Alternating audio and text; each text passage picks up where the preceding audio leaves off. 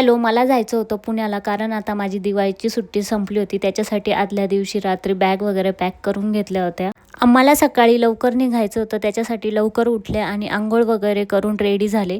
सकाळी सकाळी तर मस्त ऊन पडलं होतं, पण रात्री खूप सारा पाऊस झाला होता, त्याच्यामुळे रस्त्याने पाणी वाहत होतं. त्यानंतर आम्हाला दादाने शिरूरला सोडलं आणि शिरूरवरून आम्ही छत्रपती संभाजीनगरला गेलो. तिथून मग पुण्याची बस पकडली. त्यानंतर दुपारच्या वेळेस जेवणासाठी बस थांबली होती आणि आम्ही सुद्धा काही जेवण वगैरे आलो नव्हतो, त्याच्यासाठी मग इथे नाश्ता वगैरे केला मी आणि भैयानी. आणि नाश्ता वगैरे झाल्यानंतर भैयाने मस्त अशी आईस्क्रीम आणली होती, ती बसमध्येच एन्जॉय केली आणि निघालो पुढच्या प्रवासासाठी. त्यानंतर पाऊस पण चालू झाला होता आणि रस्त्याचं काम पण चालू होतं, त्याच्यामुळे खूप सारी ट्रॅफिक होती. त्यामुळे आम्हाला खूप जास्त वेळ लागून गेला वाकडेवाडी बस स्टँडला येण्यासाठी.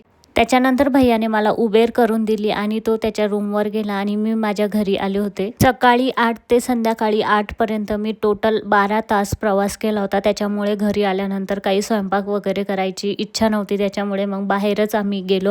त्याच्यानंतर जेवण वगैरे केलं आणि त्याच्यानंतर मग पान खाण्याची इच्छा झाली होती, म्हणून पान वगैरे खाल्लं आणि असा केला आम्ही आमच्या दिवसाचा शेवट. व्हिडिओ आवडला असेल तर लाईक करा आणि चॅनलला सबस्क्राईब करायला विसरू नका. बाय.